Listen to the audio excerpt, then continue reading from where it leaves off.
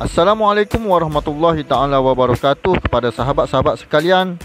Sebelum itu, sahabat-sahabat sekalian, saya doakan sahabat-sahabat sekalian mendapat pengampunan daripada Allah Subhanahu Wa Taala, mendapat rahmat daripada Allah Subhanahu Wa Taala, dan mendapat petunjuk dan hidayat daripada Allah Subhanahu Wa Taala untuk mengenal Allah Subhanahu Wa Taala. Sebelum itu, tuan-tuan dan puan-puan, diminta puan-puan dan puan-puan sila like, sila komen, sila subscribe dan sila share YouTube ini. Semoga bermanfaat kepada orang lain.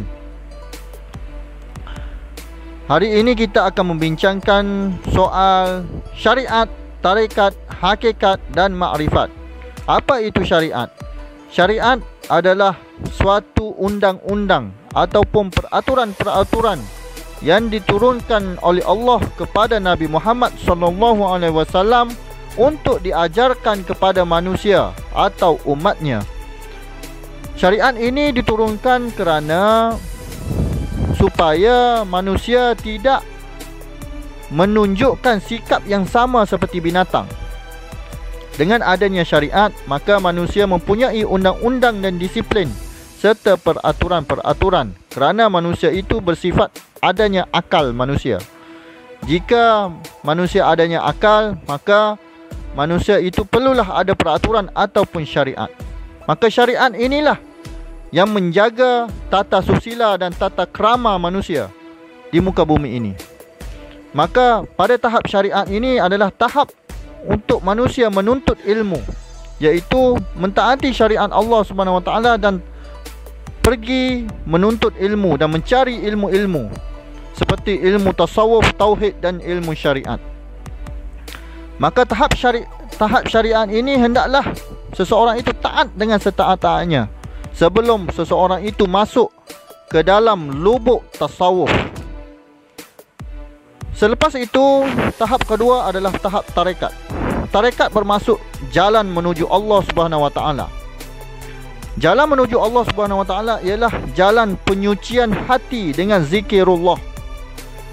Penyucian hati dengan zikirullah. Bermacam-macam tarekat dan amalan-amalan yang diajarkan oleh para wali Allah untuk menyucikan hati manusia, supaya hati manusia itu bersinar seperti berlian untuk mengenal Allah Subhanahu Wa Taala. Seseorang itu tidak akan mengenal Allah selagi seseorang itu tidak mensucikan hatinya dan tidak mensucikan rohnya. Allah Subhanahu Wa Taala hanya akan berjumpa dengan orang yang suci hatinya dan orang yang suci rohnya.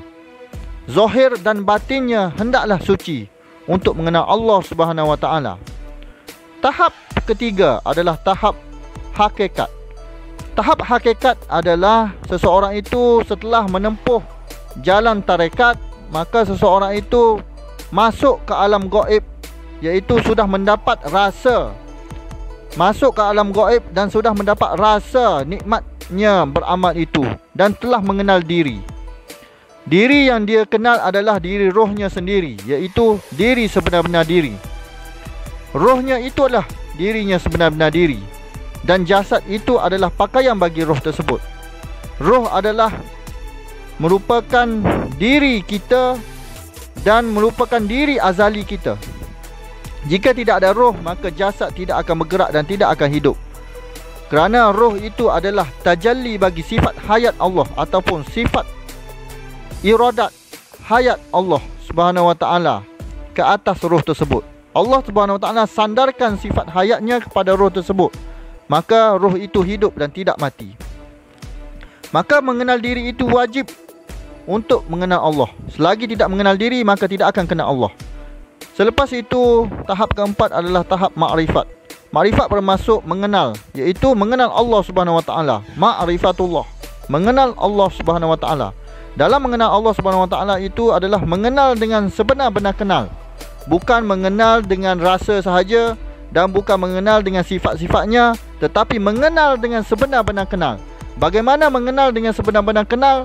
Itu adalah rahsia yang amat tertinggi. Hanya orang yang rasa, dia yang tahu.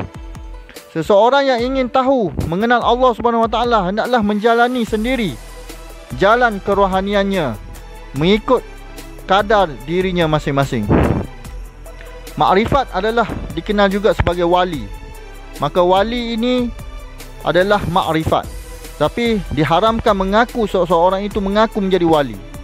Kerana makrifat adalah mengenal Allah dan mensempurnakan dirinya untuk menjadi manusia yang sejati. Jika tidak makrifat, maka manusia itu tidak sempurna rohnya untuk menjadi manusia yang sejati. Manusia yang sempurna adalah manusia yang makrifat kepada Allah, iaitu mengenal Allah dengan benar-benar kenal. Inna lillahi wa inna ilaihi raji'un. Kamu berasal daripada Allah, hendaklah kamu kembali kepada Allah. Sekian sahabat semua, semoga bermanfaat. Jangan lupa like, jangan lupa subscribe, jangan lupa share, jangan lupa komen, jangan lupa tekan loceng untuk kebaikan semua orang. Assalamualaikum warahmatullahi wabarakatuh.